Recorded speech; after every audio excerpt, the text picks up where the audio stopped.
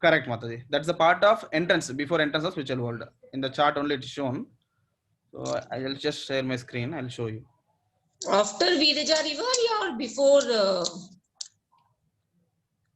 Mataji?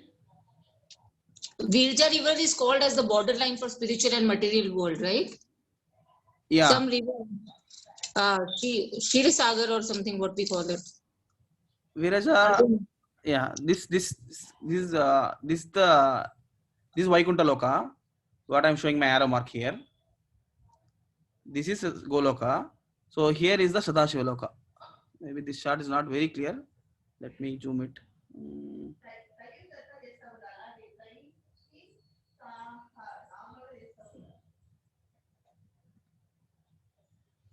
Command.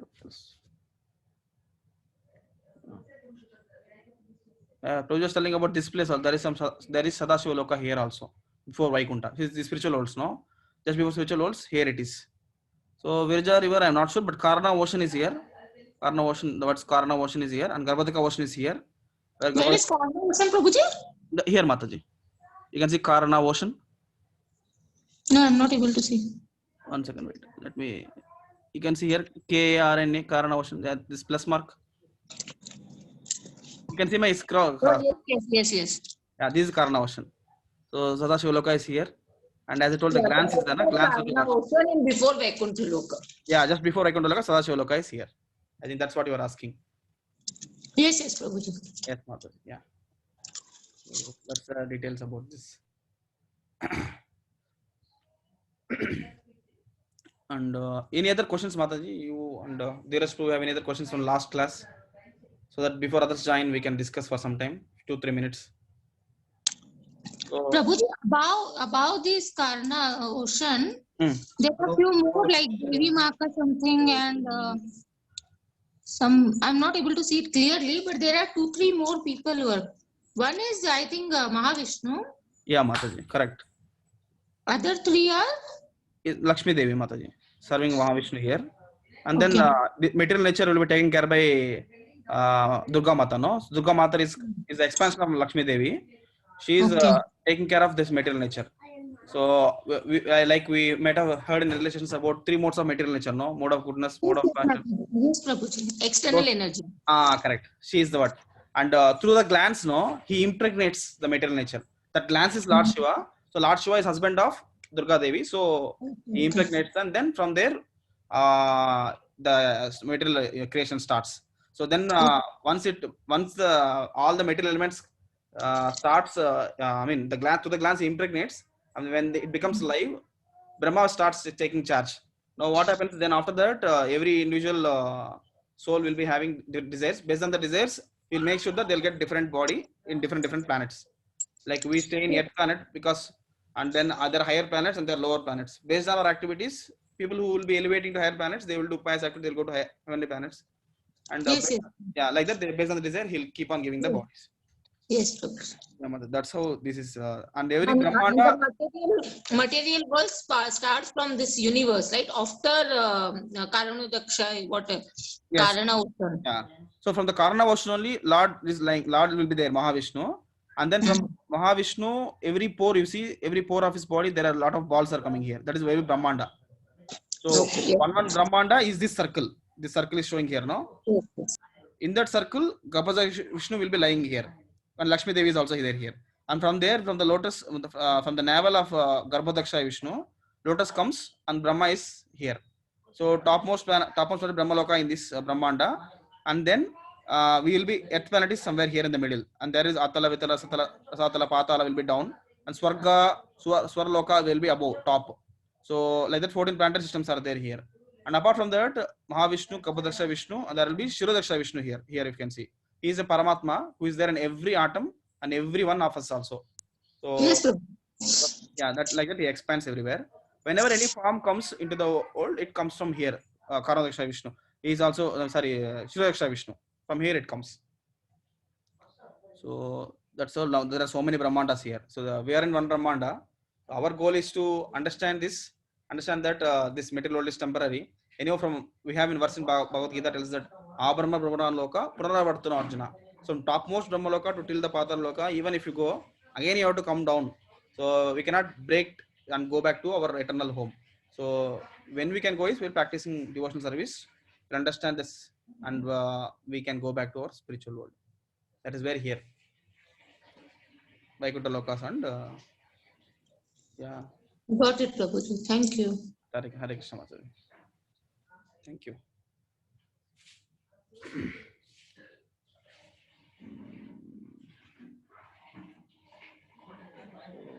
5-7 now.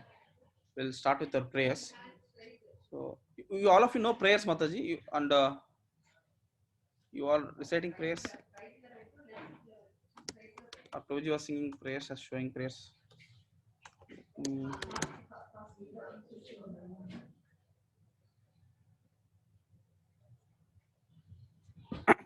Devotees are joining.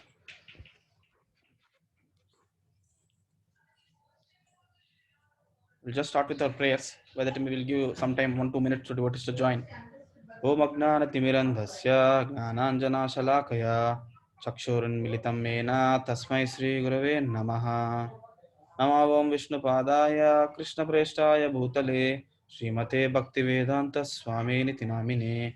Namaste Saraswati Deve Gauravani Pracharine Nirvishesha Shunyavadi Paschata Deshatarine.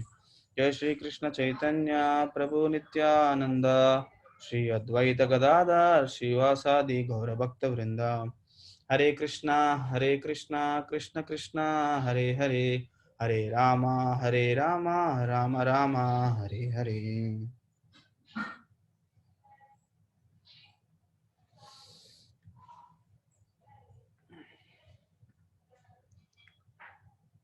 So Hare Krishna, Akanksha Mataji, Anita Mataji, and Srinivas Prabhu.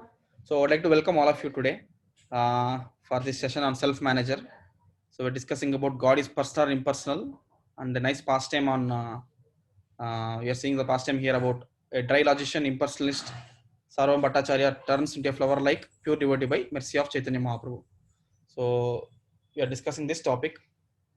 So just before others join, I'll just briefly recap what we have done till now. So we understood the introduction. I mean, we have introduced ourselves. We did prayers now. And last class I discussed about Chaitanya Mahaprabhu. Who is he? And devotees answered also. Chaitanya Mahaprabhu is Krishna himself came in the mood of Radharani to show how a devotee should lead his life and how we should practice from the scriptures from Bhagavad Gita and Srimad Bhagavatam. We have seen Saram Bhattacharya is also who is he? He's a Brihaspati, incarnation of Brihaspati, and he is well versed. But he is in the past time now he is currently playing the part of impersonalist Mayavadi, where he is a dry logician. So he's trying to speculate Vedanta Sutra. And then we have seen Bhagavad Gita. What is Bhagavad Gita? Bhagavad Gita speaks about what Lord is speaking, that who is God. Srimad Bhagavatam tells about activities of God. Chaitanya Charitamrita is something which tells about mind of Lord, what Lord likes, what he doesn't like.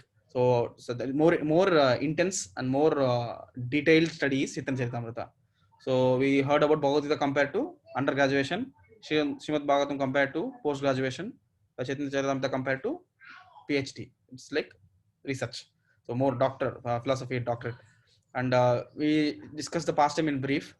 And this is a picture of where Saurabh Bhattacharya is requesting Chaitanya Mahaprabhu to hear Vedanta Sutra from him for 7 days, like in a mood of father. He's thinking that as Chaitanya Mahaprabhu is a sannyasi, so he was requesting him to hear so that he can protect that stage. And he personally sat down, although because he treated like he's a very cultured person, Saram Bhattacharya. So he's in the order of Grihastha, where Chaitanya Mahaprabhu is in the order of sannyasi. So he made him sat in the asan in the Jagannath Puri temple, and he sat down and he started explaining 7 days continuously about Vedanta Sutra. And yeah, I was telling about how the Chaitanya Mahaprabhu met Saurabh Bhattacharya, like this picture I was showing here, correct? No? So when Chaitanya Mahaprabhu entered the temple, by taking darshan of the Lord, he fell down, went into ecstasy. So they were coming to the gods were there who was coming to Chaitanya Mahaprabhu and taking the rod to beat him to making wake up. So they immediately Saurabh Bhattacharya stopped them and took Chaitanya Mahaprabhu to his home. And I explained further like how Saurabh Bhattacharya was asking more details about Chaitanya Mahaprabhu from his brother-in-law Gopinath Acharya. And then Saurabh Bhattacharya later he asked him why he is we should read Vedanta Sutra. Then he started explaining about Vedanta Sutra for 7 days. 7 days he heard, but still Chaitanya Mahaprabhu was just listening. He was not answering anything, or he was not questioning anything. Then he got it out whether he understood everything or whether he is having some not understand anything. So then he asked him. Then he told about I understood Vedanta Sutra very clearly. But only problem here is the way you're interpreting Vedanta Sutra is not very clear.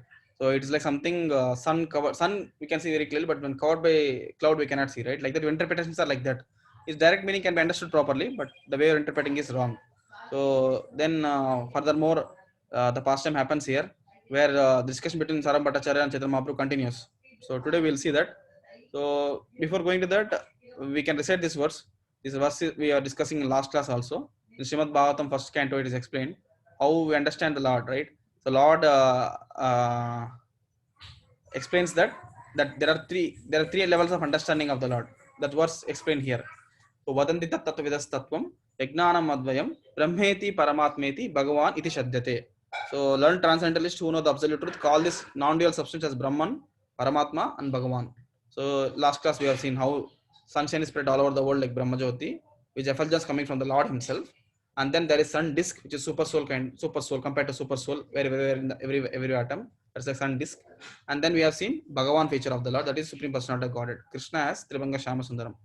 And in sunshine, sun disk, and sun god. Sun god is compared to Bhagavan.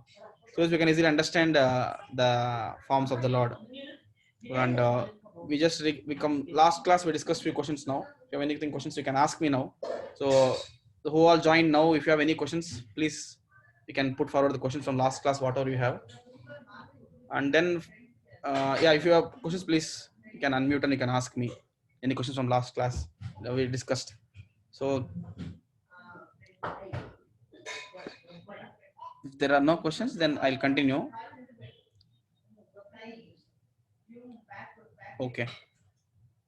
Yeah, I hope there are no questions. Then yeah, we discussed about the real and obscure meaning of Vedanta. Like when the discussion happened, Chaitanya Mahaprabhu told that. So basically Vedanta itself, yeah, Srinivas Prabhu, please. You raise your hand. You can unmute, Prabhuji.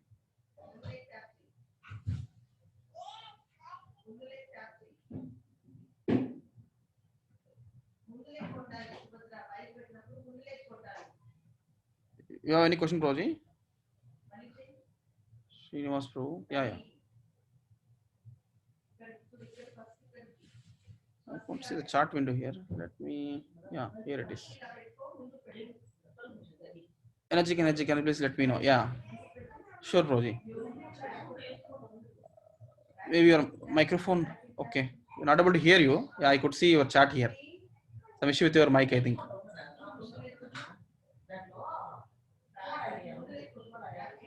Yeah, definitely, Prabhuji. So maybe the question is about energetic and energy, right? So we today I think we are okay. We'll discuss about that project definitely. So energetic and energy are saying, right? The source of energy is the one. You see, when you take a stone and we throw it, correct? No. So the stone, when someone throws a stone comes and hit the window, right? So the power to that stone has given from a person is a source of energy, correct? No, it has become energetic because of energy given by someone else. So if you just see that stone has come and it hit the window, it doesn't mean that stone has energy, right? It has given the source of that energy has come from a person who has thrown it. So similarly, the energy is the one which is Lord, from source, from where everyone gets energy. So all of us are part and parcel of the Lord, correct? No, from Him we will derive all the energy. So Lord is energy, remaining all other kinds of things coming from the Lord are energetic. Through His energy and we are all sustaining. So that's the meaning of energy and energetic, Proji. Is it clear, Proji? You have any further question?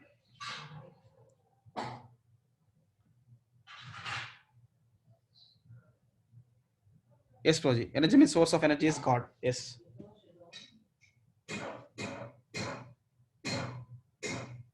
Yes, Proji. Right. Yes. So that's what we discussed in last class. Hare Krishna. Yeah, let's move now. Yeah, we are discussing here. So then absolute truth is without a material form. So some impersonalists say, not impersonalists, the actual philosophers are written scripture such a way that Lord doesn't have eyes, Lord doesn't have hands. Doesn't mean that Lord doesn't have the material eyes. Lord has spiritual eyes and spiritual hands. So that we have seen how the Isopanishad explains that very clearly. So it requests the Lord, please remove Hiranmayana Patrena. You just please remove that covering so that I can see you very clearly. The refulgence, because of your refulgence, I could not able to see you properly. So the beauty is that hidden behind the impersonal effulgence of the Lord. And then Isopanishad indicates finally indicates that the supreme absolute truth is both impersonal and personal eternally. But we have to see what is important. It tells that his personal aspect is more important than the impersonal one. So his personal aspect is more important than the impersonal one. That's very important. Okay, then we'll continue today. Let me just open it. Yeah. So till where we completed this last time?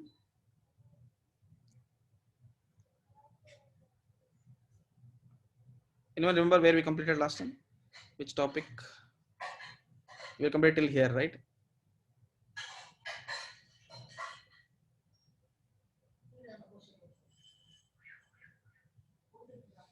So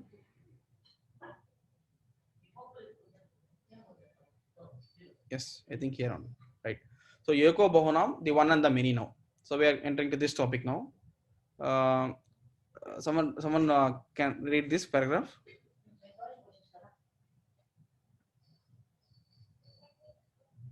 Hare Krishna.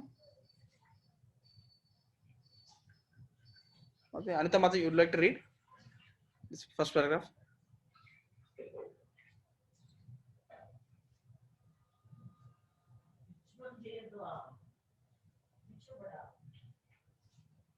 Anyone else?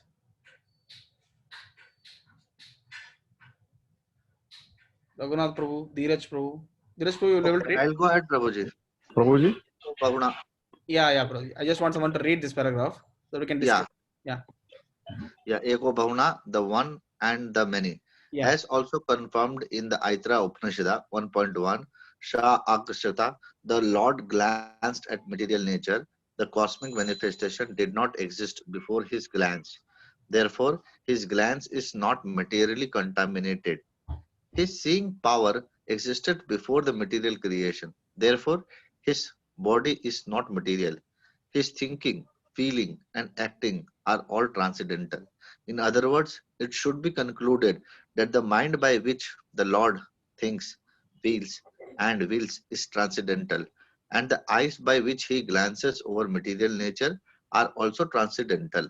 Since his transcendental body and all his senses existed before the material creation, the Lord also has a transcendental mind and transcendental thinking, feeling, and willing. This is the conclusion of all Vedic literature. Yes, Prabhu. In the Mukunda Upanishada, it is stated that Mundaka Upanishad.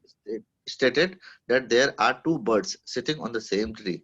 The one of these birds is eating the fruit of this tree, while the other bird is simply witnessing his activities. Only when the bird eating the fruit looks at the other bird does he become free from all anxieties. This is the position of the infinitesimal living entity. As long as he is forgetful of the Supreme Personality of Godhead, who witnesses all his activities, he is subjected to the threefold miseries. But when he looks to the Supreme Lord and becomes the Supreme Lord devotees, he becomes free from all anxieties and material miseries.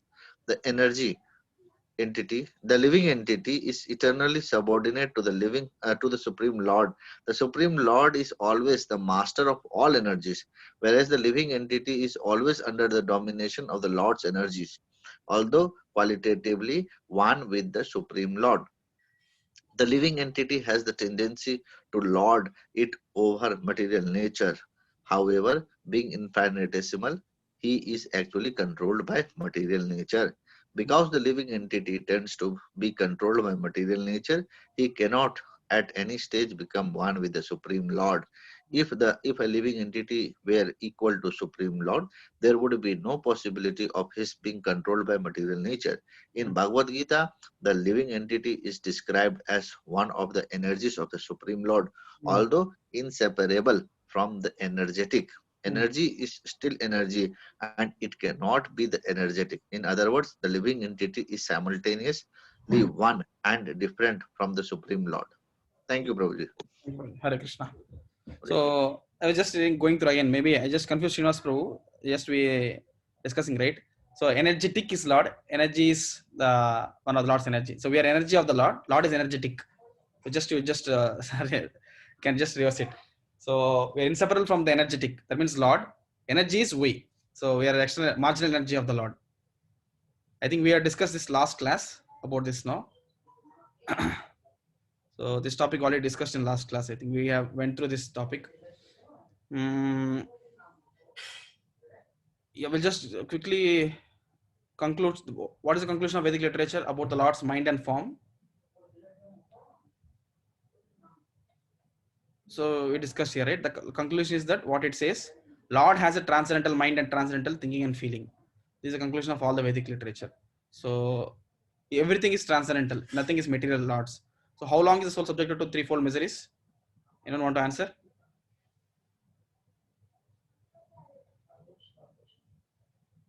How long is the soul subjected to threefold miseries?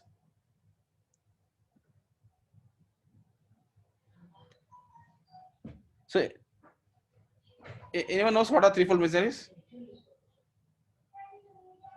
What are threefold miseries? You might have heard in earlier sessions, no? What are threefold miseries? Anyone want to answer? Threefold misery is very important topic, right? We are suffering in this material world because of mainly three things. It is categorized into three.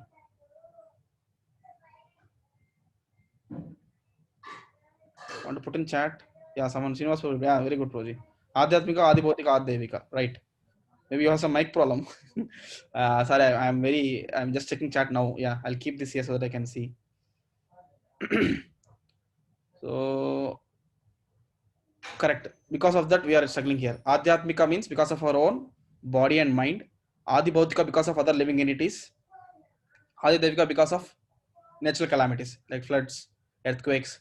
So because of that, so we suffer in the material world. So until unless, as we see in the example of a tree where two birds are sitting, one bird is we, other bird is super soul.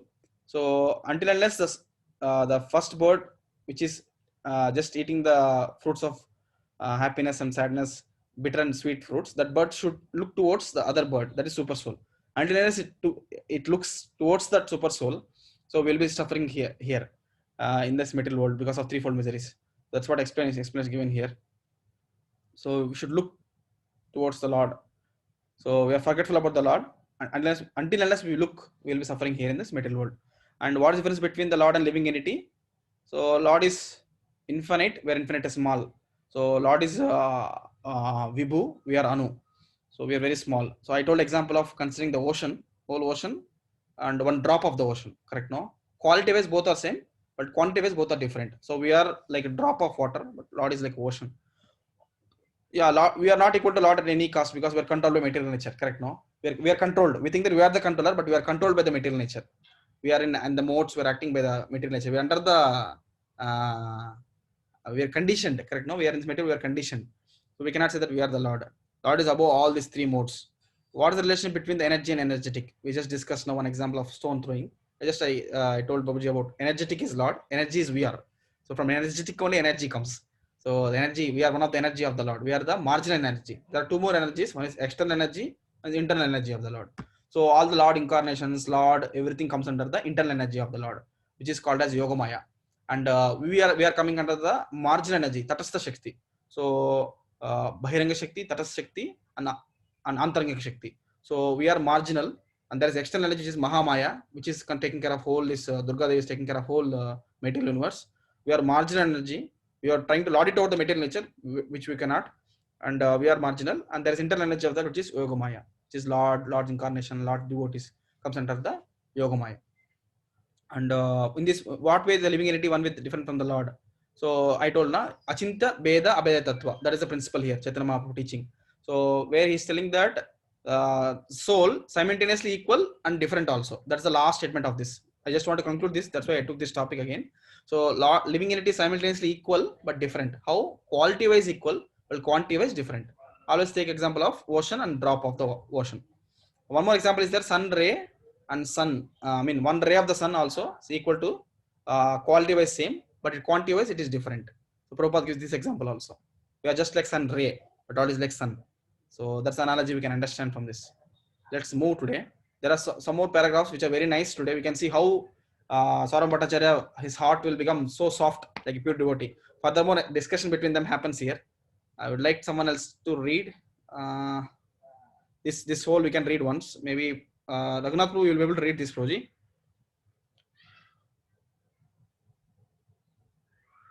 Yes, Prabhuji. Yes, Proji. Please go ahead, Proji. Hare Krishna. Hare Krishna. The liberated position, senseless eternity, or sweet spiritual activity. Yes, Proji. For the impersonalist and voidalist philosophers, the next world is a world of senseless eternity and bliss. The voidalist philosophers want to establish that ultimately everything is senseless, and impersonalists want to establish that in the next world there is simply knowledge devoid of activity. Thus, less intelligent salvationalists try to carry material activities as miserable. He wants to establish spiritual life without activity. No. Salvinists try to carry imperfect knowledge into imperfect knowledge. I'm sorry. No problem. Imperfect knowledge into the sphere of perfect spiritual activity. Yeah. Because the impersonalist experience material activity as miserable. He wants to establish spiritual life without activity. He has no understanding of activities of devotional service. Indeed, spiritual activity in devotional service is unintelligible to the voidalists, philosophers, and impersonalists. The Vaishnava philosophers know perfectly well that the absolute truth, the supreme personality of Godhead, can never be impersonal or void because he possesses innumerable potencies. Through his innumerable energies, he can present himself in multiple forms and still remain the absolute supreme personality of Godhead. Yeah. Thus, despite expanding himself in multiple forms and diffusing his innumerable energies, he can maintain his transcendental position. Thus, So, Lord Chaitanya. This paragraph has a lot of things. Maybe we can discuss on this, Proji. Whatever you understood, you want to explain something? What you understood from this paragraph? There are two type of people. They want to discriminate how the way the world lives. Yeah. But they are devoid of the God, how the God actually works. Yeah. I thought, in concise, I thought like that. Yes, Proji. Yeah, bro, you're right. There are two types here. Actually, impersonalist and voidist philosophers are two kind. One party. Other party is about Vaishnava philosophers, what you're saying. But basically, impersonalist and voidist philosophers, what they say is this world is of senseless, means middle world is something like we have the problems here, right? Birth, old age, disease, and death. So it's like there is no eternity, right? We have birth, we take birth, we die. That means we are not eternal. We are going to have again and again coming, right? And also there is no bliss here. So there is no happiness. The happiness what we're getting is compared to is very, very minute. As per scriptures, we say it is like very less. So there's an ocean of suffering. In that there is little bit happiness. So what they're saying is let's not be here. We'll go to the place where there is peace. Shanti, shanti, shanti. So like that they want to go there. They want to go and be in Ramajyoti. And there is no activity there, just to be peace. That's what they want. So, but there is Vaishnava philosophers, they say, no, that is not. So actually, understanding of this world is also, it's not no use of this material world. No, Lord is created material world for some purpose. And everything acting is through because of Lord energy. So, Parashya Shakti Vividaya Shruyate. Through Lord's energy only everything is acting here. So, Lord is there. He has created this material world. And where we as a soul, we just want to understand that Vaishnava philosophy understands such a way that our goal is not only to escape from this birth, old age, disease, and death, and also to love and serve Lord. So that is our constitutional position. So the service is one thing which is the activity which is always there with the soul. So constitutional position of the soul is always to love and serve, which is not there here. What they're saying is they just want to become peace. So, but is peace great or love great? So if you take an example of, I was hearing yesterday one example. I just tell an example to understand very easily this concept. So there is wife and husband, and wife and husband always they are always quarreling with each other. Okay, consider that as like I'll show if I have that PPT. So consider that as a negative zone where always they are fighting. Correct? No. Let me take that.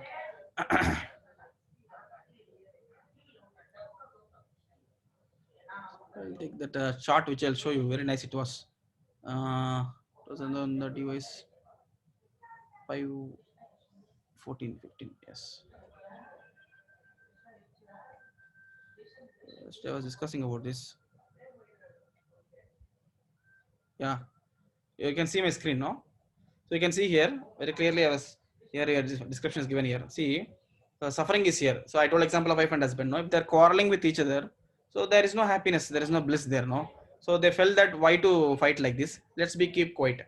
So what they did, they don't want to talk with each other. They just keep chits. Correct? No. So when wife cooks for husband and keeps on the table, tell that they put a chit there. This is breakfast. You can have it. So husband go outside, bring something and keep out telling that chit. This is what grocery I brought it. You just take it. So like that they're having. Now there is no fight, but still there is peace. Correct? Now they're not talking to each other. They're not fighting each other. So that is peace. Is that great? Or again they thought each other and they thought that we'll come back again. We understand each other and we want to have the loving relationship between each other. So they're having bliss now. Correct? No, they love each other. So they understand each other, love each other. That is again they talk each other and they have their relationship nicely. That is spiritual bliss. So if you see peace or love, we can see an example that love is greater than peace. So all the widest impersonalists and the philosophers, they want to go here where there's divide of activity. But devotees know that wherever we are, we want to love and serve the Lord. We want to go from the suffering zone to spiritual bliss in the material world or spiritual world, because both are energies of the Lord. We don't consider this world as naiti naiti. No, we consider this world is also as energy of the Lord, and our Lord is created to make ourselves revive ourselves to understand that we have to love and serve the Lord and get that eternal spiritual bliss. Again, going back to spiritual world. So positive axis, origin, and negative axis. Easy example to understand. I just want to explain that so that it will be very clear for all of you also. Yeah, Prabhuji. You can continue now, Prabhuji. Yes, Prabhuji. Thus, Lord Chaitanya exposed many defects in Mayavadi philosophy, and although Bhattacharya tried to establish himself by logic and word jugglery, Lord Chaitanya was able to maintain himself from his attacks. The Lord established that Vedic literature is meant for three things: understanding our relationship with the absolute supreme personality of Godhead, acting according to that understanding, and achieving the highest perfection of life, love of Godhead. Anyone who tries to improve that the Vedic literature aims at anything else is of necessity a victim of his own imagination. Yeah, The Lord, just here, Prabhuji. Three things mentioned by Chaitanya Mahaprabhu. I mean, Vedic literature, what it tells, mainly three things. This is also very, very important topic. Three things it tells is about, anyone knows these three things? Sanskrit terminology, understanding relationship, acting according to the understanding, achieving the highest perfection of life, love of Godhead. Might have heard in earlier sessions. There is a nice wording here, understanding this. Okay. So there are three things here. One is sambandha, that is understanding our relationship. Abhidaya, what is the process which I need to follow to establish a relationship, that is acting according to the understanding. And then after doing that, what is the result I'm getting back? That is prayojana. Sambandha, abhidaya, and prayojana. Three things are mentioned in this. That is the essence of Vedic literature, because that's we have to understand what is the relationship with the Lord, what is the process I need to follow so that I can again get the relationship. After doing the process, what is the result I'm getting? That is love of Godhead, highest perfection of life. Three things are mentioned here, Prabhuji. So I just want to explain these three things, Prabhuji. Yeah, please. Yes, Prabhuji. Continue, Prabhuji. yeah, Prabhuji. The Lord then quoted some verses from the Puranas by which he established that Shankaracharya was deputed to teach by the order of Supreme Personality of Godhead. He quoted a verse from the Padma Purana 62.31, in which it is stated that the Lord ordered Mahadeva, Lord Shiva, to present imaginary interpretations of Vedic literatures in order to divert people from the actual purpose of the Vedas. By doing so, you will attempt to make them atheists, the Lord said. After that, they can produce more population. It is also stated in Padma Purana 25.9 that Lord Shiva explained to his wife Parvati that in the age of Kali, he would come in the form of a Brahmana to preach an imperfect interpretation of the Vedas, known as Maya Vadisham, which is Vadism, which is actually is but a second edition of atheist Buddhist philosophy. Yeah, bro. Just to put a pause here. You might have heard in the earlier sessions of Discover Yourself. So how many have attended that course, Discover Yourself? You attended that course, Discover Yourself course? Any one of you? Raghunath, you attended Proji? Raghunath Prabhu? Actually, I think I attended, but I didn't recall that one. Okay, no problem. No problem, brother. I just want to ask, because this is one of the interesting session in the Discover Yourself 6th session, where Lord explains in detail about how this has come in picture, like Mayavad philosophy through Shankaracharya, Lord has propagated that point of time. Just want to recall if anyone knows about it. So here, actually, Lord is telling that he himself has come. So he himself has requested Shiva to go and propagate this impersonalist philosophy. Like why this has happened, I'll just give one context here, understanding of this. So what happened here is, as Kali Yuga is progressing, just before Kali Yuga, Lord has come in different incarnations. Lord has sent himself. Lord came himself, or Lord came through his incarnations. Lord sent his devotees to preach. So especially there was a time where people are misleading through Vedas. They're doing a lot of Gomeda Yagna, Ashwamedha Yagnas, just killing like that, killing cows, killing horses, like anything. So we're not able to understand Vedas properly and doing these things. So Lord came himself as Buddha to stop all these things. So he told peace. So they just followed Lord Buddha said. So Lord Buddha has to come at that point of time, because the level of understanding of Vedas has went completely wrong. So he has diverted from the Vedas and make them understand that peace is important. Just come out of this all problems of material world.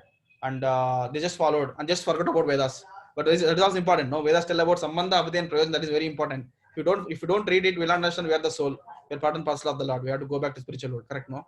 Just about voidism, nirvana, peace. So there's nothing after that.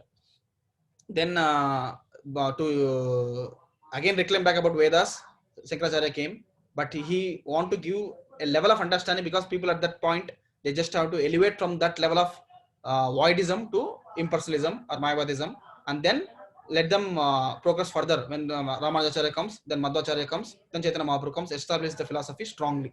So that's how it happens, where you can see here Shankaracharya came and pictured this philosophy. Even Shankaracharya came when he was telling about this interpretation. Even he, after that also, end of the life, he didn't explain them very clearly about these things, because he wrote many other poems, like Bhajagovindam song he has written, and Jagannath he wrote many songs, many poems.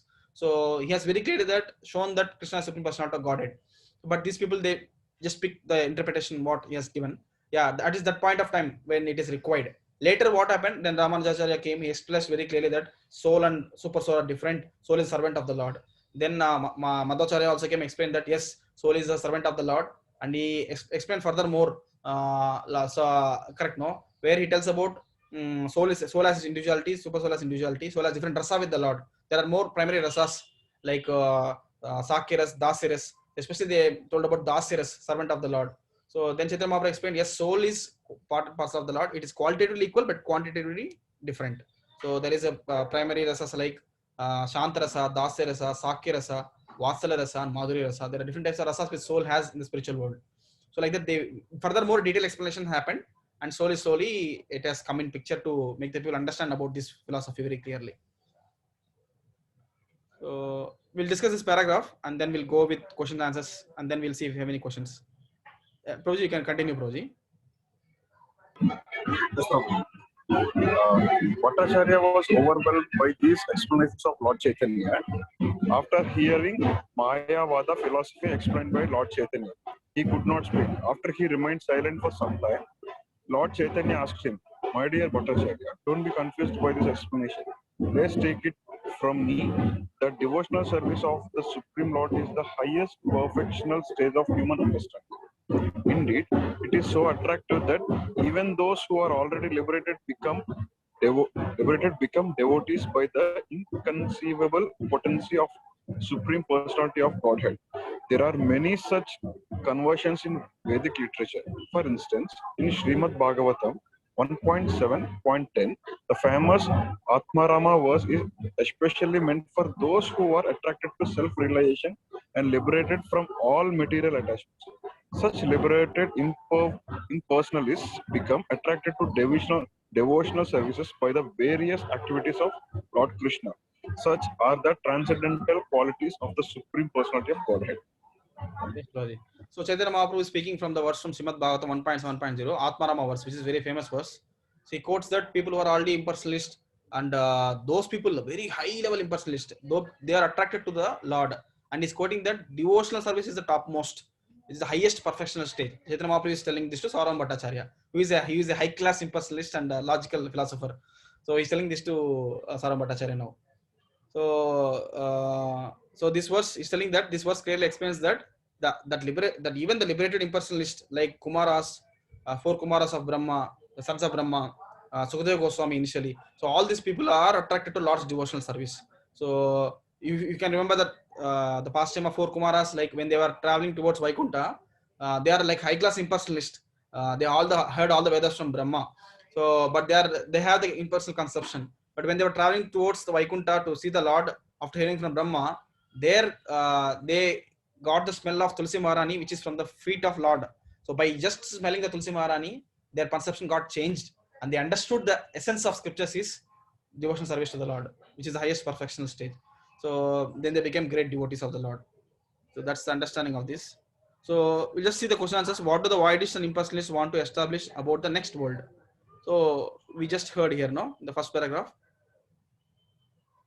they're just telling that what they want to do.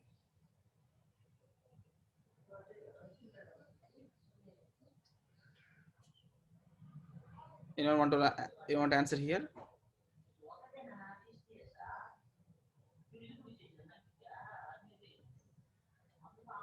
They want to establish spiritual life without activity.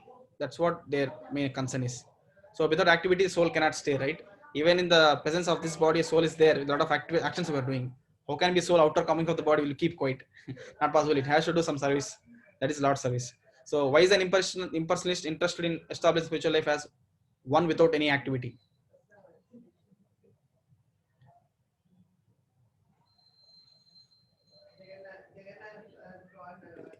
Want to answer, anyone? Want to? Prabhuji, first question couldn't get, Prabhuji. What do the Voidist impersonalists want to establish about the next world?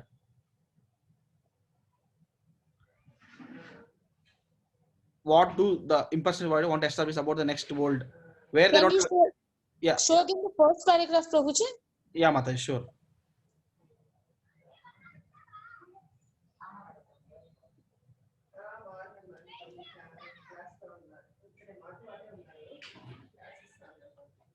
This first line is the answer, no, Mataji? Prabhuji, I have a doubt, Prabhuji. Yes, Prabhuji. Does soul also should be like generally mind will deflect? His soul also will get bit deflected. Good question, Prabhuji. I'll just complete Mataji's this question. I'll just come to you. Okay. Yeah, sure, Prabhuji. I'll just explain you. What do the Voidist impersonalists want to establish about the next world, Mataji? Actually, they want to go out of this miseries, Mataji. Next world is a world of senseless and eternity and bliss. So basically, what I'm telling is there was no activity there, correct? No, there will be having eternity and where they want to be peace always. The next world is want. They want to come out of the miseries of this world, correct? No, which is senseless eternity. They are explaining the senseless eternity. Yeah, and bliss. What is that? Yeah. So what is the meaning of this is we all know that soul is Sat Chit Ananda, no? It's a part and parcel of that. Soul is Sat Chit and Ananda. Sat means eternity. Chit means full of knowledge, and Ananda means bliss. So eternity, they're explaining about senseless eternity here is what they're saying is what they want to do is they don't want to do any activity, which is correct, no? Just want to be peace, be in peace. They just want to be there like that. So devoid of any service to anyone, devoid of any activity, correct? No, that's what they want to be there. Senseless means we have sense, right? We do our senses, we engage the senses in many things. So senses are meant to be engaged. Like for example, my eyes always supposed to see the Lord and take darshan of the Lord. My ears always to hear about the Lord. Mouth always to talk about the Lord. Nose always to smell about the Lord. So these are senses activities. No, senseless means stop all, don't do any other activity, just be quiet, like that. That is senseless eternity, what they're expecting, Mataji. You understood, Mataji, now? Yes, Prabhuji, yes. That's what they want to do there, which is not correct, no? Because soul cannot be like that for long time. Long period of time, you will feel bored. I told example of wife and husband, right? You just keep quiet, not talking to each other for a long time. What happens? We'll feel bored, no? They'll also will feel bored and they'll come back to material world. That's the problem. And again, they take birth. Again, they'll do, because of bored there for long time, not doing any service, because they'll start doing social service to everyone. Again, slowly they'll elevate. That's why it's very dangerous path. Krishna explains in 12th chapter in Bhagavad Gita, 12.5. Klesho adhikarastesam.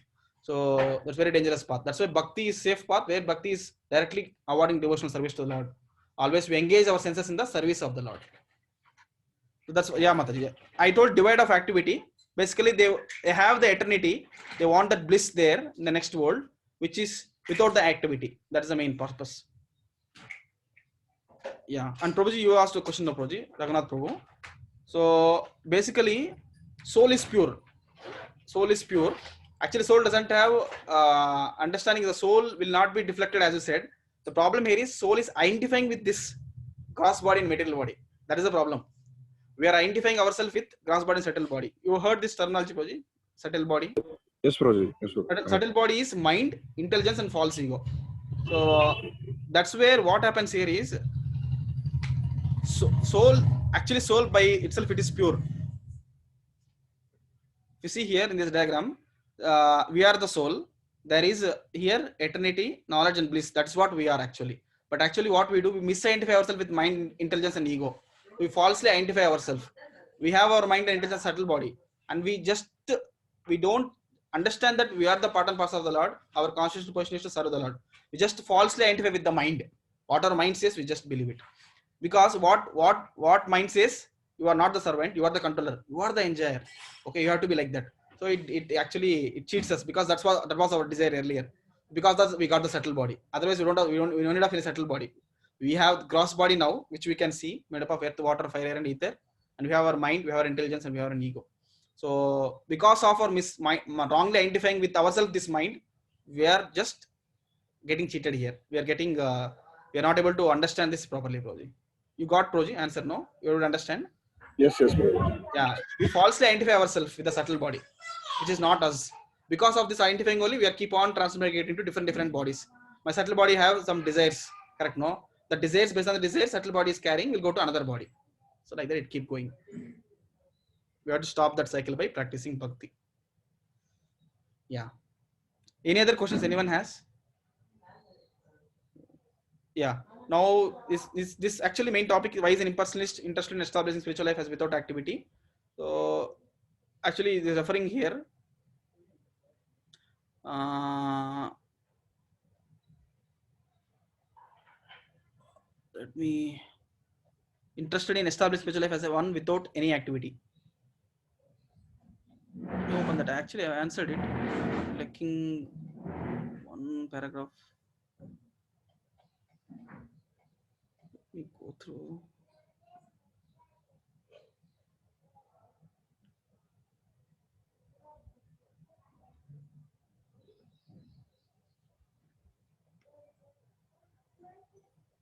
Yeah, because the impersonalist experience material activity is miserable.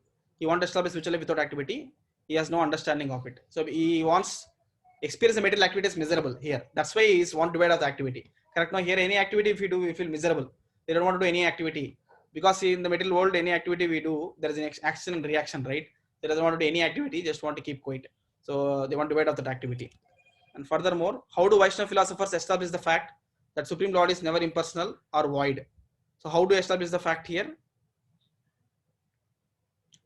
So Vaishnava philosophers explain here, absolute truth can never be impersonal void, because he possesses innumerable potencies. Through his innumerable energies, he can present himself in multiple forms, still remain the same person. So even if everything comes from him, still he remains the same. Not that he is also completely observed. No, from him everything comes out, but still he is the same person. He, despite expanding in multiple forms, diffusing multiple energies, he can maintain his transcendental position. That is Lord. So that's very important. And I think an explanation, yeah. And furthermore, what three things did Lord Chaitanya mention as the purpose of all Vedic literature? So anyone want to recall what I told? What are the purpose of Vedic literature? All the purpose of Vedic literature. Three things I told, no? Here it is explained. Sambandha, Abhideya, and Prayojan. Easy to remember. Like what is my relationship with the Lord? What is the process I need to follow?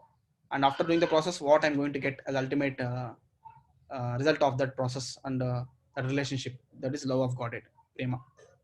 The three things: Sambandha, Abhideya, and Prayojan. So now we'll continuing. Questions are there some more. Why did Lord Shiva come as Shankara to preach Mayavad philosophy?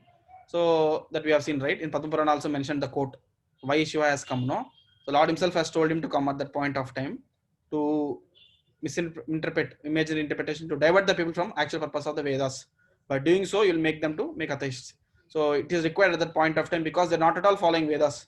So at least at that point of time, if you have to go and make them understand about this importance in this form. So that's why Lord Shiva has come to as Shankaracharya to propagate this.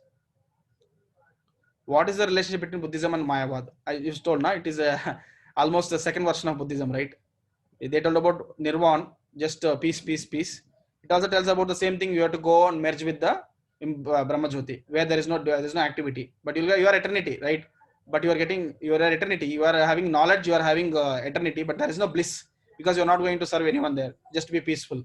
But peace is not equal to bliss. I told example of wife and husband, right? Just keep quiet doesn't give the bliss. You get the bliss only when you have the reciprocation with anyone. That's why it's a second edition of Buddhist philosophy. Order is there speaking here. How did Lord Chaitanya establish the superiority of devotional service over the liberation of impersonalist? He established by speaking from Bhagavatam first canto, the first verse I told, right? Even the high class impersonalist, great people like Kumaras, the son of Brahma, even they are attached to devotional service, understanding the importance of devotional service. So they are attracted to devotional service. Correct, no? That's liberated impersonalists are being attracted to Atmarama verse he quoted here. So that's what Chaitanya Mahaprabhu quoting to Bhattacharya, Saram Bhattacharya about this verse. We'll further see in the next paragraph how the Bhattacharya got transformed now. Because Atmaram verse has they discussed now. Saram Bhattacharya asked Bhattacharya to explain his version now. Because Srimad Bhagavatam is the natural commentary of Vedanta Sutra, no? So they ask him, you explain now. Bhattacharya, you explain what is the meaning of this verse, Atmarama verse. So now we'll see further now. Till now, any questions? Anyone not clear about what we discussed? Yeah. Prabhuji, can we go through the verse once? Yeah, sure, Mataji. I'll open it. Next, anyhow, the discussion is that verse, and I thought I'll open next here. Yeah, I'll open it now. Yeah. 1710.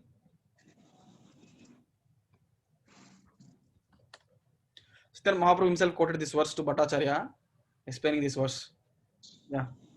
Sutta Goswami is explaining this to Naimisharanya, all the rishis. Sutta uvacha atmaramascha munayo nirgranta api urukrame kurvantya ahitukam bhaktim ittam bhuta guno hari. So translation goes, Sutta Goswami said, all different varieties of atmaramas, those who take pleasure in the atma or spirit self, especially those established on the path of self-realization, though freed from all kinds of material bondage, desire to render unalloyed devotional service to the Supreme Personality of Godhead. This is what Chaitanya Mahaprabhu is quoting. Although they are self-realized, but what they do, they desire to render unalloyed devotional service to Supreme Personality of Godhead.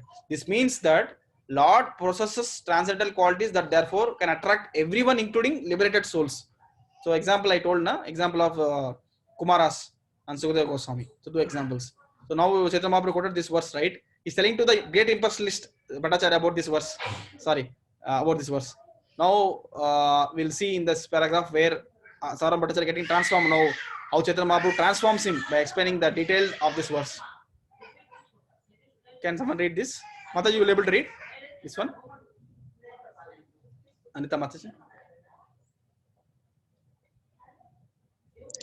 Yes, Prabhuji. You can read this, Mataji. Thank you. The heart transformation of Bhattacharya. Bhattacharya then asked Lord Chaitanya to explain the famous Atmaram verse, for he desired to hear it from the Lord himself. Lord Chaitanya replied that first of all, Bhattacharya should explain the verse according to his own understanding, and then Lord Chaitanya would explain it. Bhattacharya then began to explain the Atmaram verse using his method of logic and grammar. Thus, he explained the Atmaram verse in 9 different ways. The Lord appreciated his erudite scholarship in explaining the verse and said, "My dear Bhattacharya, I know that you are a representative of the learned scholar Brihaspati and can explain any portion of the Shastras nicely. Yet your explanation is more or less based on academic education only. Aside from this academic scholarly approach, there is another explanation." Go ahead, Mataji. Then at the request of Bhattacharya, Lord Chaitanya explained the Atmaram verse. The words of the verse were analyzed thus. No problem. Mataji? Um, He explains one more. Yeah, Atma Rama. Then explain. Atmarama cha munaya Nirgranta nirgranta api urukrame. urukrame Kurvanti ahaitukam ahetukam bhaktim ittam bhuta guna. Hari. Lord Chaitanya did not mention the 9 different explanations of Bhattacharya, but he did explain the verse by analyzing these 11 words. In this way, he expounded 61 different explanations of the verse. In summary, he said that the Supreme Personality of Godhead is full of innumerable potencies. No one can estimate how many transcendental qualities he possesses. His qualities are always inconceivable, and all processes of self-realization inquire into the potencies, energies, and qualities of the Supreme Personality of Godhead. However, the devotees of the Lord immediately accept the inconceivable position of the Lord. Lord Chaitanya explained that even great liberated souls like the Kumaras and Sukadev Goswami were always attracted to the transcendental qualities of the Supreme Lord. Yeah, Mataji. Continue. Bhattacharya appreciated Lord Chaitanya's explanation and he concluded that Lord Chaitanya was none other than Krishna himself. Bhattacharya then began to deprecate his own position, relating that he had at first considered Lord Chaitanya to be an ordinary human being and therefore committed an offense. He then fell down at the lotus feet of Lord Chaitanya, deprecating himself, and requested the Lord to show his causeless mercy upon him. Lord Chaitanya appreciated the humility of this great scholar and therefore exhibited his own form first with 4 hands, then with 6 hands, Shadbhuja. Sarvabhauma Bhattacharya then repeatedly fell down at the Lord's lotus feet and composed various prayers to him. He was undoubtedly a great scholar, and after receiving the causeless mercy of the Lord, he was empowered to explain the Lord's activities in different ways. Indeed, he was able to express the method of chanting Hare Krishna, Krishna Krishna, Hare Hare, Hare Rama, Rama Rama, Hare Hare. It is said that Sarvabhauma Bhattacharya composed 100 verses in appreciation of the Lord's activities, and that those verses were so great that they could not even be surpassed by Brihaspati, the greatest learned scholar in the heavenly planets. The Lord was very pleased to hear these 100 verses and he embraced Bhattacharya. Bhattacharya became overwhelmed with the ecstasy by the Lord's touch and he practically fell unconscious. He cried, trembled, shivered and perspired, and sometimes he danced and sang and fell at the lotus feet of Lord Chaitanya. Bhattacharya's brother-in-law Gopinath Acharya and the devotees of the Lord were surprised to see Bhattacharya transform into a great devotee. Gopinath Acharya then began to thank the Lord. It is by your grace only that Bhattacharya has transferred from his stone-like position into such a devotee. Lord Chaitanya then replied to Gopinath Acharya that it was due to a devotee's favor that a stone-like man could be transferred into a mild flower-like devotee. Actually, Gopinath Acharya had sincerely wished that his brother-in-law Bhattacharya would become a devotee of the Lord. He had sincerely desired that the Lord favor Bhattacharya, and he was glad to see that his desire was fulfilled by Lord Chaitanya. In other words, a devotee of the Lord is more merciful than the Lord himself. When a devotee desires to show his mercy to a person, the Lord acts, and by his grace, one becomes a devotee. Yeah, it's Hare amazing. Krishna. Hare Krishna. Thank you, Mataji. Very nicely you read. So I think it's very well understandable what is there here. I think I'll just give the summary. Maybe might have missed when we're reading all the paragraphs, but it's nice that now see Saram Bhattacharya, Chaitanya Mahaprabhu first he quoted the verse and he told that he requested Bhattacharya give your explanation. He gave his explanation of logical and grammar from all the ways of explanation of Atmanama verse in 9 different ways. Instantly he gave 9 different ways of explanation of that verse. Chaitanya Mahaprabhu then he heard from him and he told that the way you understand is this way, but you see there is understanding of this verse in, he explained in actually 61 different ways of the verse, where he quotes very nicely, understanding every word and makes him understand that the importance of this verse. So then he understands that he is not a normal person, because no one can tell the if you give one verse, how can you explain 61 different ways of in devotional aspect, understanding that the verse in different ways about devotional aspect. It's not that easy, no. And Krishna himself can do that, because he himself Vedavyas who come and written the scriptures of Srimad Bhagavatam. Only Krishna can only do it. So then understand that he is Krishna himself, and he the way explained that even the great impersonalists who are liberated people, they are above these 3 modes, but these people they always desire for Lord's devotional service. So he gave example of Kumaras and Sakadeva Goswami, who are earlier impersonalists, now they have become great devotees of the Lord. So then then Lord Bhattacharya understood that he is Krishna himself. No one else could not do it. Correct? No. Till now we can see how Saram Bhattacharya was like leading all over the Puri about especially Vedas, and is training the people. He thought that he is the most greatest scholar of the world. But now he understood that Chaitanya Mahaprabhu revealed him that he is the Lord himself. He is in the form of devotee, and making everyone understand about the importance of devotional service to Lord, even for the liberated people, liberated impersonalists. And by this, he fell before the Lord. He bowed down to Lord, understand Lord's grace, and Lord immediately showed him the 400 form and then 600 form, Shatbhuj Gauranga form to the Bhattacharya, and he was very pleased. Even Gopinath Acharya was very pleased. So he is a brother-in-law who was desired that Bhattacharya should become the devotee of the Lord. Otherwise, just a speculator, like stone-like speculator, logic philosopher. Logically, he was expecting that this can be this, because Sanskrit has one word, different meanings. So, but Lord gave him the understanding of devotional aspect of it, instead of speculating so many things. So that's important here. How many explanations were given by Bhattacharya to Lord Chaitanya for Atmanam verse? I think we have seen 9, right? So, and Lord Chaitanya gave 61. What was summary of Lord Chaitanya's discussion on the Atmanam verse? So, what was summary? We just discussed now.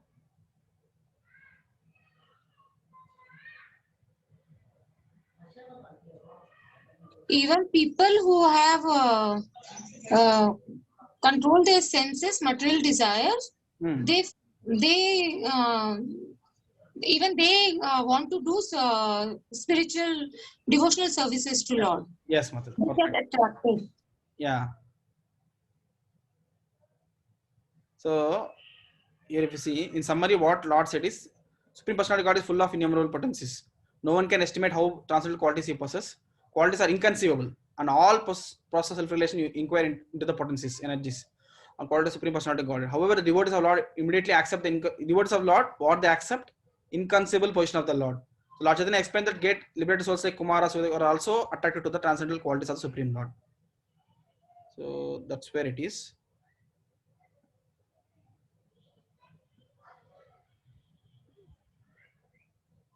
Give an example of liberated souls. Yeah, Kumaras and Sukadeva Goswami we discussed now. That proves devotion is superior to liberation, because they are already at the stage of liberation, but still they want devotion. They're expecting something higher in devotion, so they want devotion. How did Bhattacharya respond to Lord Chaitanya's explanations? And what special darshan did the Lord Chaitanya give? Yeah, we heard Bhattacharya understood that Lord is Krishna himself, and he paid obeisances to him, and he felt really guilty that he was offended the Lord, and then he got the darshan. Lord showed mercy by showing him darshan of 400 form and then 600 form. What happened when Chaitanya Mahaprabhu embraced Bhattacharya? Chaitanya Mahaprabhu fell. He fell at the lotus feet of the Lord. Correct, no? The Lord embraced him. He fell at the lotus feet of the Lord. Lord embraced him. How did Badrilla thank Lord Chaitanya? Because he could transform him into a great devotee now. Correct, he was an impersonalist philosopher earlier. So he thanked Lord Chaitanya for doing that. Only Lord Chaitanya can do it. No one else can do it. How is the devotee of Lord more merciful than Lord? So we can see in here, no? Devotee of the Lord is more merciful because when devotee desires to show mercy, then Lord acts by his grace, one becomes a devotee. So devotee pray that this person should become a devotee. Even in our devotional life, even my life also devotional life, how we came to Krishna consciousness, then we can see like my studies time I came to Krishna consciousness. So because of devotees mercy, they preached about the importance of Bhagavad Gita when I'm studying. So I could able to understand. I see that devotees generally they pray a lot for all of us to become devotee. So they meditate on us. So by their prayers we can become devotee. At least we can enter into the path that I want to become devotee of the Lord. As Lord tells, the most intimate verse and most important verse in Bhagavad Gita is Manmanabhava Madbhakto Madhyajimam Namaskuru Mam Emevesha Satyam Te Pratijani Priyosime. Manmanabhava Madbhakto, become my devotee, Lord tells na. So by that is the most important thing. And worship me, offer your homage unto me. So devotees' prayers are very important. So here Gopinathacharya prayed to Lord, make my uncle Sarvam Bhattacharya as devotee of the Lord. So that's how he became the devotee. So they are more merciful because by their prayers, Lord will act and he'll show mercy. So that's important. Yeah, now I think Bhattacharya got transformed now, correct? Next day, what happens, we'll see now further. Someone wants to read, who are not read till now. So Srinivas Prabhu, you have some mic problem. Will you be able to read? If not, then Mataji, Vaishali Mataji, you'll be able to read, Mataji, this paragraph, this section. Yes, Prabhuji. Thank Am you. I able? You are audible, Mataji. Please continue. Bhattacharya attains pure devotional understanding, transcending mundane empty rituals. Bhattacharya again began to praise the Lord and said, "You have descended yourself to deliver all the fallen souls of this material world. Such an undertaking very difficult for you, but you have turned a stone-hearted man like me into a devotee, and that is very wonderful indeed. Although I was very expert at logical arguments and grammatical explanations of the Vedas, I was as hard as a lump of iron.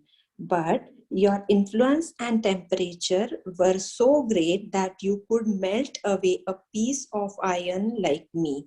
Lord Chaitanya then returned to his place, and Bhattacharya sent Gopinathacharya to him with various kind of prasad from Jagannath temple. The next day, the Lord went to the temple of Jagannath early in the morning to attend Mangalarti. The priest in the temple brought him to a garland from the deity and also offered him various kind of prasad. The Lord was very much pleased to receive them, and he at once went to the house of Bhattacharya, taking the prasad and the flowers to present to him.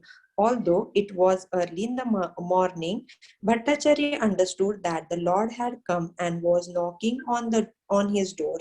He at once rose from his bed and began to say, "Krishna, Krishna." This was heard by the Lord Chaitanya. When Bhattacharya opened the door, he saw the Lord standing there, and he was so pleased to see him early in the morning that he tried to receive him with all care. He offered him a nice seat, and both of them sat there. Lord Chaitanya then offered him the prasad which he had received in the temple of Jagannath, and Bhattacharya was very glad to receive this prasad from the hands of Lord Chaitanya himself. Indeed, without taking his bath and without performing his daily duties or even washing his teeth, he began. I can't see the. He Yeah. began Immediately. immediately to eat the prasad. In this way, he was freed from all material contamination and attachment. And as he began to eat the prasad, he cited a verse from Padma Puran. In Padma Puran, it is stated that when prasad is brought or received, it must be eaten immediately, even if it has become very dry or old, or even if it is brought from a distant place, or even if one has not completed executing his daily duties, since it is enjoyed in the Shastras that prasad should immediately be taken. There is no restriction of time and place. The order of the Supreme Personality of Godhead must be followed. There are restrictions one must follow before accepting food from various people, but there are no restrictions of accepting prasad from all kind of people. Prasad is always transcendental and can be taken under any condition. Lord Chaitanya was very pleased to see that Bhattacharya, who had always obeyed the rules and regulations strictly, accepted prasad without following any rules and regulations. Being so pleased, Lord Chaitanya embraced Bhattacharya and they both began to dance in transcendental ecstasy. In that ecstasy, Lord Chaitanya explained, "My mission in Jagannath Puri is now fulfilled. I have converted a person like Sarvabhaum Bhattacharya. I shall now be able to attain Vaikuntha without fail." The missionary goal of a devotee is to convert simply one person into a pure devotee. In this way, his admission to the spiritual kingdom is guaranteed. The Lord was so pleased with Bhattacharya that he began to bless him repeatedly. "Dear Bhattacharya, now you are a completely pure devotee of Lord Krishna, and Krishna is now very much pleased with you. From today, you are freed from the contamination of this material body and the entanglement of material energy. You are now fit to go back to Godhead, back home." Yeah. Hare Krishna. Hare Krishna. Thank you, Mataji. Very nicely narrated. So I think we almost, it's like understandable everything. So we can just pick question and answer. We are able to understand what's happening here. What did Lord Chaitanya hear when Bhattacharya got up from his bed? What did Lord Chaitanya hear? Krishna, Krishna. Ah, amazing, Mataji. Krishna, Krishna. So you can see that now Bhattacharya is remembering the Lord's name. So that's Chaitanya Mahaprabhu become very happy now. So what act did Bhattacharya do which he would not have done if he was not a devotee? What act he did? Daily rituals. Yes. So basically he took prasad immediately without taking bath. So as he quotes from Padma Purana, if a prasad is brought to you, is it should not, there is no hard and fast rules, should immediately have honor the prasadam. That's the respect you are giving to the Lord. Lord himself says in the Padma Purana. So if he was like earlier, if he was not a devotee, he would not have taken it. He would have told that I would not take it until I take bath. So prasad should be immediately honored. Should not wait. Should not immediately honor the prasad. So what is the essence of Padma Puran quote that was cited by Bhattacharya? The same thing I told you. So, but this was one. Yeah. Yeah, this is the importance of prasadam. Yeah, he honored the prasadam without having bath. And Padma Purana explains about prasadam should be taken at any point of time. Whoever gives the prasadam, we should honor it immediately. We should not wait. Why was Lord Chaitanya very pleased to see Bhattacharya? Because he was transformed now. He has become a pure devotee. He did not follow the Mayavadi philosophy, or he took the prasadam without doing his rituals, because it should be honored then and there. And thank you so much. Yeah, and he himself quoted from the Padma Puran. Bhattacharya only quoted. So I was Lord Chaitanya very pleased to see. So, yeah, that is the reason. What is the missionary goal of a devotee? What is the missionary goal? Goal is to convert simply 1% to a pure devotee. So there is one time, I think this was a saying of Bhakti Siddhanta Saraswati Thakur. You know who is he? Anyone knows? Bhakti Siddhanta Saraswati Thakur. Prabhupada's guru. Yeah, Mataji, thank you so much. Yeah, he is the spiritual master of Srila Prabhupada. So he tells that mission of ISKCON or mission of Chaitanya Mahaprabhu, whatever you are following, will be successful if you make 1% a pure devotee of Lord. So pure devotee in the sense will become pure. In the sense we are free from 6 anarthas: lust, anger, greed, pride, envy, and illusion. If 1% frees from all these things, he'll become pure. So basically we are now suffering with all these anarthas in our heart. So he tells us, if you become 1%, if you make pure devotee, so then the mission is successful. That should be the mission of a goal of a devotee. Chaitanya Mahaprabhu is feeling that now he made Bhattacharya's devotee, his goal is success. How did Lord Chaitanya bless Bhattacharya? So how did he bless him? So he blessed him repeatedly, saying that you become complete. Now you are complete pure devotee of Lord. I am very much pleased with you. Lord is pleased when you become pure devotee of the Lord, and you are free from all contamination of the material body and the entanglement of material energy. Now you are fit to go back to spiritual world, go back to God, like the Lord says here. So then now this section is there. One attains the Lord by mercy of devotee. Then one more section is about mukti. There are 2 sections we can quickly go through. So today we'll complete this. So I would like to request who else? Srinivas Prabhu has some mic issue. So we'll go back to our Dheeraj Prabhu only. Okay, Prabhuji.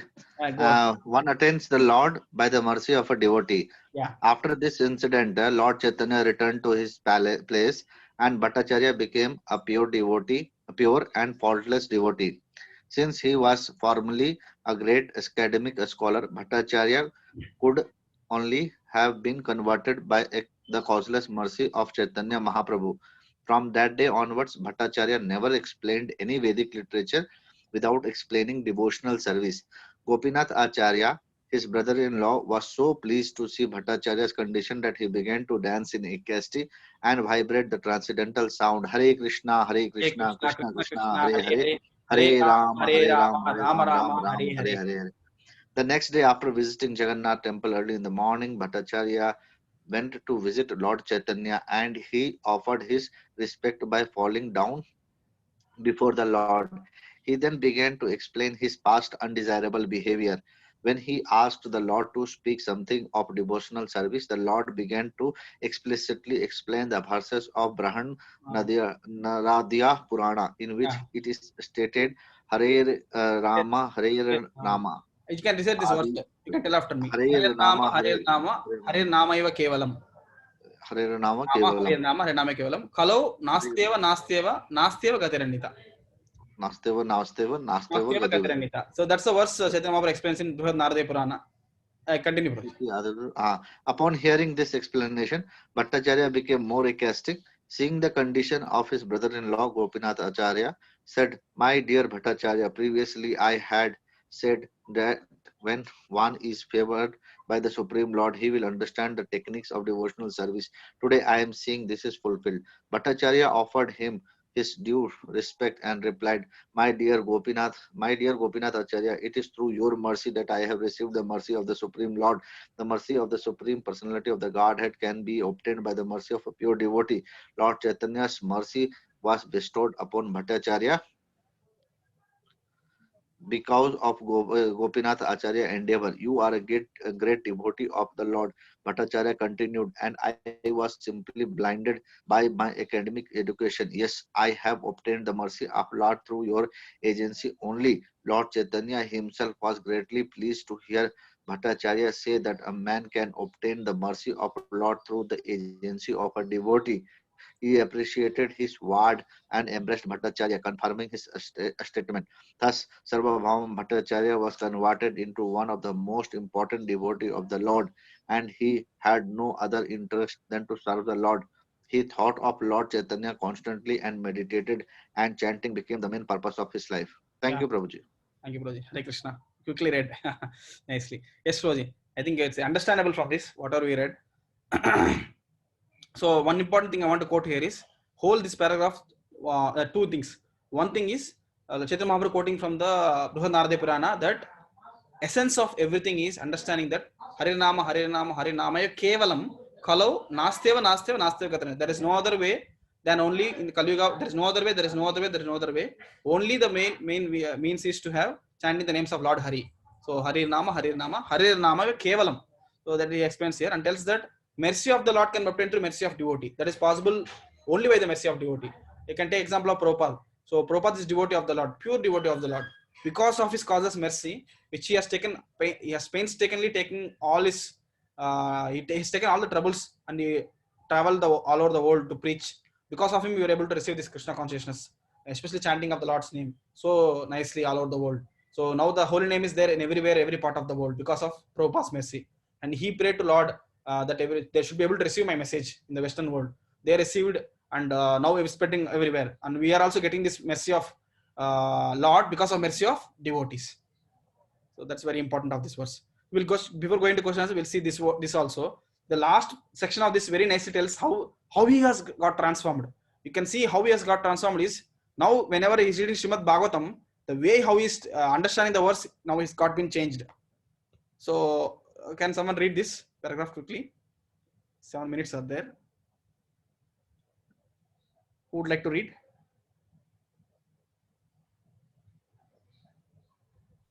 I'll read. Yeah, Mataji. Yeah, please. One day, Sarvabhauma Bhattacharya came before the Lord, offered his respect, and began to read a verse from Srimad Bhagavatam 10.14.8.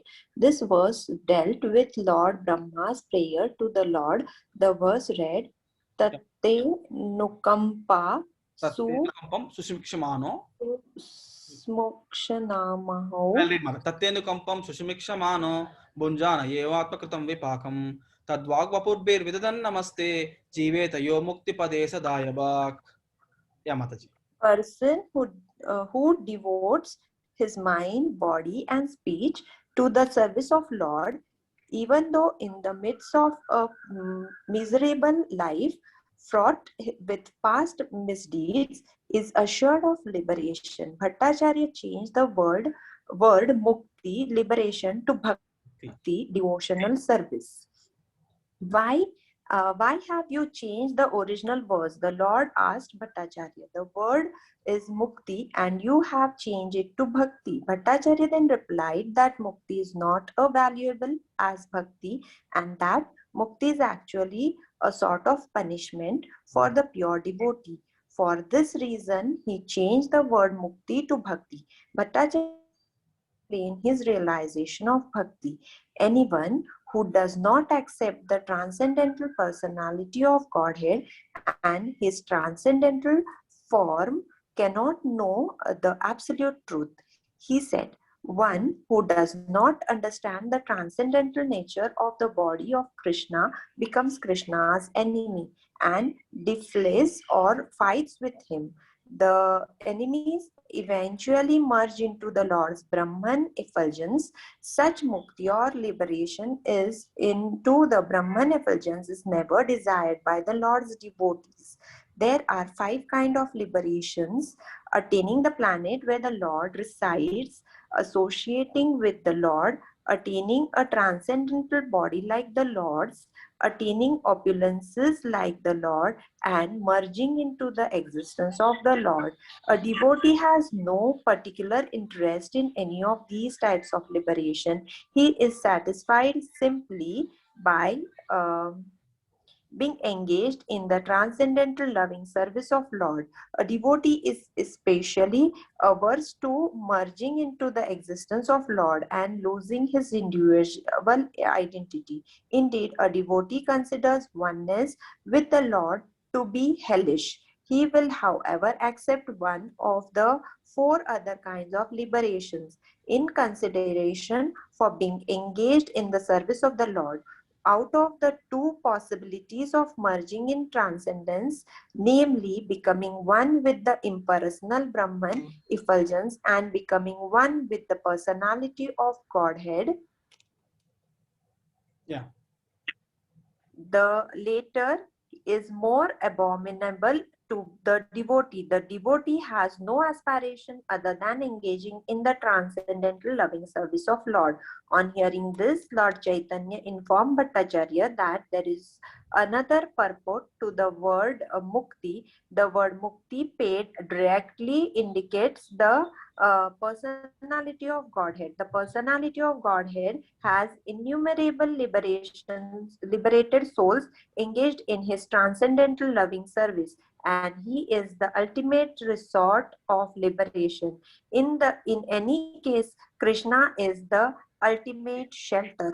Despite this reading, Sarvabhauma Bhattacharya replied, I prefer bhakti to mukti, although according to you there are two meanings to the word mukti. Still, because this word is equivocal, I prefer bhakti to mukti, because when one hears the word mukti, he immediately thinks of becoming one with the Supreme.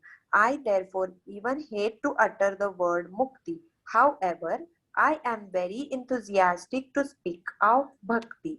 Lord Chaitanya laughed very loudly and embraced Bhattacharya with great love.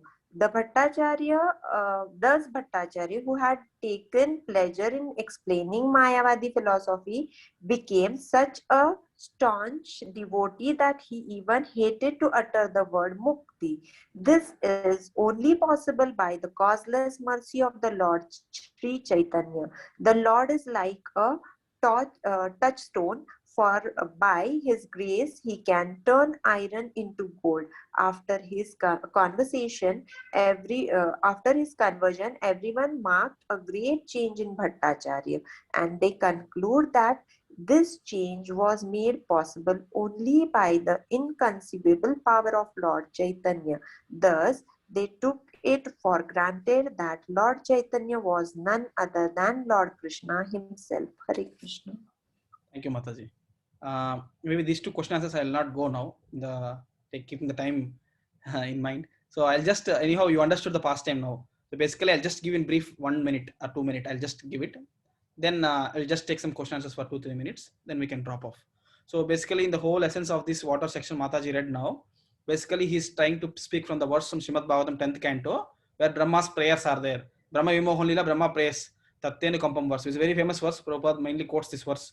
So here is the word Mukti Pade. Okay. So Mukti Pade is the word there. I think here Bhattacharya is referring to. He doesn't like the word Mukti now. Earlier he was always thinking about Mukti, but he doesn't like the word Mukti now. So Mukti always keeps in the mind that we are merging with the Lord. So he hates that now because he is already transformed by Lord's mercy to become a great devotee now. He always wants the word as Bhakti Pade instead of Mukti Pade. So here the meaning of this verse is, see, as a person who devotes his mind, body, mind and word to service of the Lord, what they do is, the devotees, pure devotees of the Lord, even though they are in the midst of all the problems, they always think that because of my past misdeeds, I am suffering now. Lord would have given me some more suffering, lot of suffering, but because of Lord's mercy, He has given me a little bit. So even in the course of his suffering, going through the course of suffering, he always feels that because of me, I am suffering. He will not blame anyone else. So that is right, correct? No, he will not blame anyone, but we blame everyone. But pure devotees, they never blame. So they are the people they have the right for the liberation. So that is Mukti Pade here. Actually, he doesn't like the word here. Chaitanya Mahaprabhu further explains, that is Srimad Bhagavatam, you cannot change. The way Chaitanya Mahaprabhu explains very clearly, the meaning of Mukti Pade is, the way they have written here is, it is like, as innumerable liberated souls engaged in his transcendent loving service. And the ultimate resort for everyone is the shelter of Krishna. That is the meaning of Mukti Pade here. That's why they have written Mukti Pade. That is the meaning. Please don't change it to Bhakti. Bhakti Pade. No, he's still telling, no, I will not. So that's where he's telling. And there are 5 kinds of liberation. Mukti, 5 kinds of liberation. So I'll just show in short. I'll just wrote it already. If you want, I can share with all of you. Sayujya, Salokya, Sarupya, Sarshti, and Samipya. So basically, devotees can accept 4, but not 1. They don't even bother for this liberation. But if they award it, they will be able to take only 4, not the 1, which is Sayujya, merging with the Lord. There is actually the place where when Lord kills any demons, they go to that place of Brahmajyoti. So merging with the body of the Lord, they doesn't like it. So because they always want him in serving mode. So other things are like Salokya, residing in the same planet of the Lord. Sarupya, same form of the Lord, 400 form like in Vaikuntha Loka. Sarishti means attaining opulence like the Lord. Samipya means remaining associate of the Supreme Personality of Godhead. So that's the five kinds of liberation. And now we can see how the mercy of Lord Chaitanya flowed on Taram Bhattacharya, became a great devotee of the Lord. He didn't want to even hear the word Mukti. So that's how Taram Bhattacharya became a great devotee by the prayers of Gopinath Acharya. And he has taken the chanting of the holy name more seriously. Hare Krishna, Krishna Krishna, Hare Hare, Hare Rama, Rama Rama, Hare Hare. So by that, I like to conclude today's session. And like question answers, you can take it as a homework, or I can ask Sonu Gorpal, will request with him to share with all of you in your WhatsApp group. So you can work on the question answers for these two sections. So any questions you have, I would like to take questions now. 1 or 2 minutes, and you can conclude session by 6:35. Yes, Srinivas Prabhu. I'll just see the chart because let me open the chat. Sorry, we're not able to speak right to your microphone. Let me open the chart. Here it is. Yes, Prabhu. It is advised that we should not have grain-based prasad on Ekadasi. So you already asked few questions here. Yeah, first question is they want to go to Brahma Jyoti and settle there without doing any activity. This is my understanding of Mayavadi. So Mayavadis, actually Mayavadis, an impersonalist, they want to merge in Brahma Jyoti devoid of any activity. Correct, true. That is your understanding is right. And also Mayavadi, they think that when they were here, they think that they'll become the Lord. Not that just merging. Merging in the sense they think that they'll become Lord there. They'll go and merge and then they'll become Lord. That is wrong, no? You never become Lord, right? So your individuality is still there. Prabhupada explains one nice example where there is a green tree and there is green bird sitting in the tree. From the far distance, if you see, the green bird and the green tree looks like they merged. Correct? No, it's like merged with the tree. No, but soul is there. Soul is individual, and even Lord is there. So we will not merge with the Lord. That's not possible. That is clear, Naproji. Mayavadi understanding. So we will never merge with the Lord. We'll have our own identity there. So we should not take grains during Ekadasi. That's the one of the day we don't accept grains. And Padma Puran is stating that we can have it immediately when somebody offers. Yeah. Oh, you are asking, Padma Puran is saying take prasadam, but if you offer prasadam on the Ekadasi day, which is made up of grains, you should accept it. Is that your question, Pro? You can try with your mic once. I can hear your voice if possible. Okay, yes, you are saying. Yeah. So, good question you asked. Even we are accepting Lord's word also there, no? Prasadam in the sense, we accept prasadam on Dwadashi day. Ekadasi day we fast. Because Lord himself said that whoever fasts on this day, they ensure that their spiritual progress is very fast on Ekadasi days. Because Ekadasi is the day where Lord has given blessing to Ekadasi, from whom the Ekadasis come from the Lord himself. So he blessed that day whoever fast, they are able to advance in devotional life. So those are the days where Lord advised that you should not take the grains, because on those days all the sins are there in grains. So we will not take grains on that day. So prasadam, especially Dwadasi, like what I want to say is there are few steps where you are like at the starting stage. So for example, I'm very new to Krishna consciousness, or I'm new to devotion. So when we are following Ekadasi, I may not understand the importance of Ekadasi that much. I may feel that if I don't take grains, what happened to me? So I may take grains on that time because I'm not at that level of understanding. So I may take grains on the day, pray to Lord, chant Hare Krishna Mantra, and take the grains on the day of prasadam. I take as grains on the day. Later, what we hear from the Lord, furthermore, Lord explains in Padma Puran also about Ekadasi, glories of Ekadasi. Yes, we can, but if you want to advance in devotional life, these are few more things you can follow. Like these are few more things you can go step by step. Like Ekadasi is one step where devotees follow Ekadasi. So initially, I used to take grains on Ekadasi, which I was not aware. So prasadam I used to take. But later I understood that Padma Puran furthermore explains about Ekadasi glories also. Even on this day we are supposed not to take grains. You can keep that prasadam with you as a dry prasadam, and we can offer it, we can honor it next day. So where we can break the Dwadasi fast. That's not an offense. That's not an offense. We can pray to Lord because Lord himself told that we should not honor grains. The devotees generally follow it. So that is also Lord's word only. So yeah, that's what explanation. I'd like to stop here. If you have no further questions, you can drop off. Thank you so much for joining today and having nicely you narrated and you read the paragraphs. I hope you understood the essence of this. So thank you so much for joining. If you have any further questions, you can be there. I'll be there for a few minutes. Otherwise, you can drop off from this call. Thank you. Hare Krishna. Hare Krishna Mataji. Hare Krishna Vaishnav. Thank you. Hare Krishna. Hare Krishna.